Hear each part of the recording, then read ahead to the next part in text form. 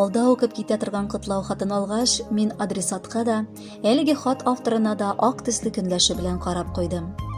Сирәк кешеләр бу дөньяда үзләренең саф дуслык хисләрен саклап калып, бер-берсенә карата ихлас теләкләр белән яна. Мин бу хатның бер сүзен дә үзгәртмичә укып китәсем килә. Җемелдәгән кар бөртекләре җиһанны бизәгән салкын кышның иң матур 6 гыйнвар көнендә дустым, сабакташым Фәридә Фатхулла кызы Шафиева Акунькованың матур гомер бәйрәме, юбилейлы туган көне. Тормышта төрле хәлләр була инде. Бүген мин синең янәшәңдә булырга тиеш идем, ләкин Хак Тәгалә үзенчә хәл итте. Ярар, Алла бирсә әле күп тапкыр күрешербез, исәнлектән генә Ходай аермасын. Ә хәзер минем теләкләрне кабул ит әле акыллым, дип башлаган үз язмасын Мәскәү шәһәреннән дустыгыз Дания апа Бурханова Аюпова. Минем бер туган сеңлем сыман якын кешем Ульяновск өлкәсе Николаевка районының Курмаевка авылында 3 балалы гаиләдә дөньяга аваз сала. Безнең белән аны матур балачак мәктәп еллары бәйли. Фәридәм авыл мәктәбендә 10 сыйныфны тәмамлап, Пенза шәһәренең кулинария техникумында белем алды. Яшнәп чәчәк аткан иң матур гомер чагына үзенең булачак тормыш иптәше, олы мәхәббәте булган Шамил исемле егет белән танышып, гаилә кордылар. Шашып мәхәббәттә янган чакта барысы да әйбәт булып тоела бит. Һәр нәрсәне җиңәсең дә дип сизелә. Ләкин бу алт өстәге ышанышлар бик тиз дустымның юкка чыга. Бәхетле булырмын дигән хыяллары артык көнләшү белән кыйла. Матур гаилә төтелү сәбәбе дә шул булды. Бу вакыт дустымның никадәр йөрәге әрнегәнен ул һәм мин генә белә торганмындыр. Бик озак ул хастаханәдә ятып, дәваланырга да мәҗбүр булды бичара. Мин гел аның янәшәсендә булып, хәлемнән килгәнчә ярдәм итәргә тырыштым. Шөкер Аллага, ул үзендә көч тапты. Янәдән эш табып, яшәр өчен фатир табып бергәләп яши башладык. Фәрәем белән көлеп, шаярып, дөньяның ямен, тәмен татып яшәгән иң гүзәл вакытларыбыз иде ул чак. Ләкин гомер алга атлады. Мин дә үз тормыш иптәшем Фәридемне очратып Сызрань шәһәренә кияүгә чыгып киттем. Ә Фәридәм Володя исемле Пенза егетенә кияүгә чыкты. 1987 елны аларның Линара исемле кызлары дөньяга аваз салды. Шатлыкларының чиге юк иде. Озакламый икенче кызына Фәридәм йөкле булды. Бу хәбәр гаиләләрен икеләтә бәхетле кылды. Ләкин бу шатлыклы мизгелләрнең җебедә бик тиз өзелде. Бәхетсезлек аның артыннан эзләп йөргән сыман, тормыш иптәше фаҗигале рәвештә икенчегә кырсаклы хатынын мәңгелеккә ташлап китте. Сөйләп тә бетерә алмыйм. Фәрәемнең моңсу күзләреннән бүтән яшәр өчен көч калмавы укыла иде ул чак.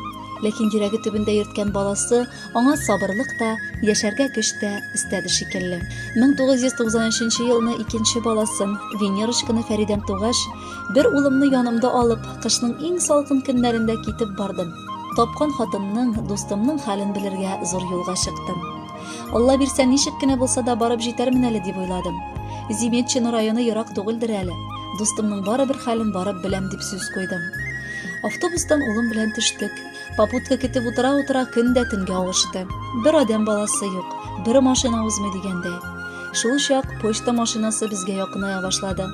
Кул селтәп туктаттым. Бала белән басканга кызганда ахры ул егет. Адаштык дим, юл белмибез.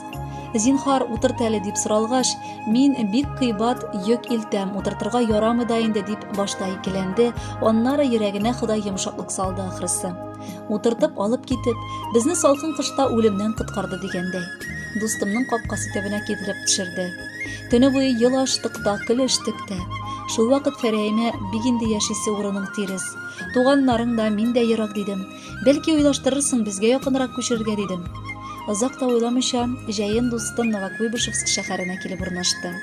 Аллага шөкер, шул чактан күп сулар акты да вакыт чапты. Хәзер инде ике оныкасы Амир белән Самираны бик яратып үстерәләр. Ходай дустымның сабырлыгы өчен сыңлап килсә дә, дустым, сабакташым Җәүдәт белән гаилә кору бәхете бүләк итте. Хәзерге көндә берсен-берсе хөрмәтләп, тату яшиләр. Җәүдәт тә ноябрь азагында 60 яшьлек юбилеен каршылады. Сабакташларым белән без аларны икесен дә юбилейлы туган көннәре белән котлыйбыз. Сау исән генә бергә торуларын телибез. Минем дустым шикелле дуслар бик сирәк очрый торгандыр мөгаен. Ул дуслык хисенең мәгънәсен аңлап, аны кадерли белеп, без дусларына карата мәхәббәт һәм хөрмәт белән яши ала. Мин дә аны чиксез хөрмәт итәм һәм бел янәшәдә булып йөрешеп, аралашып торуыбыз турында өметләнәм. Хөрмәтле дустым, бүген синең туган көнең, дустым. Бүләк итә алмыйм чәчәкләр, араларда озын юллар ята. Телим сиңа изге теләкләр.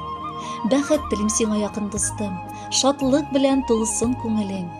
Бар кайгылар аксын агым судай, рәхәтлектә узсын гомерең. Синең көләш, матур йөзләреңнән елмаюлар мәңге китмәсен. Кояш нуры чәчкән күзләреңнән бәхет нуры һич тә сүнмәсен. Тазалыгың булсын нык кырыштай, күтәренке булсын күңелең.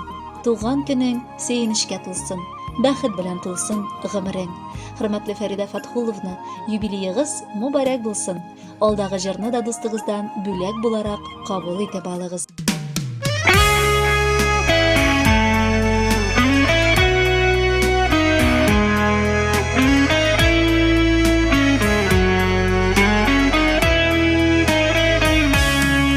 Эшкерсез дуслык булмый диләр, барыбер ышанам дуслыкка. Алыштырмас идем дустымны дөньядагы бүтән байлыкка. Якын дусның бер җылы сүзе, бер карашы җанны эретә. Кайгы шатлыкларым сөйләрдәй, дусларым булуга ни җитә. Якын дусның бер җылы сүзе, бер карашы җанны эретә. Кайгы шатлыкларым сөйләрдәй, дусларым булуга ни җитә. Дуслык бер генә яклы булмый, кирәк кайтара да белергә. Чакырсалар эшләремне ташлап, йөгерәм дусларга ярдәмгә. Якын дусның бер җылы сүзе, бер карашы җанны эретә. Кайгы шатлыкларым сөйләрдәй, дусларым булуга ни җитә. Якын дусның бер җылы сүзе, бер карашы җанны эретә. Кайгы шатлыкларым сөйләрдәй, дусларым булуга ни җитә.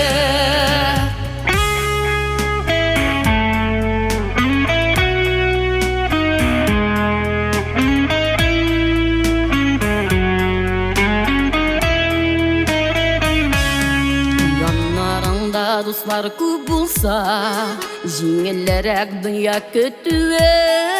Рәхәт чакта гына сизелми гомеркәйләрнең үтүе. Якын дусның бер җылы сүзе, бер карашы җанны эретә.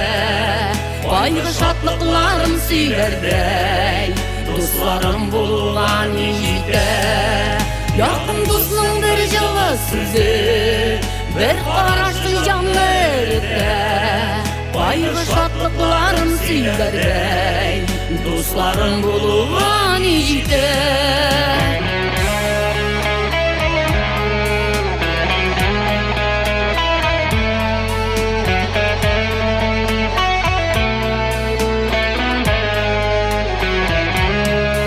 Якын дусның бер җылы сүзе, бер карашы җанны эретә.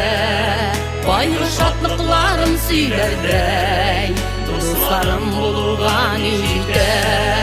Якын дусның бер җылы сүзе, бер карашы җанны эретә.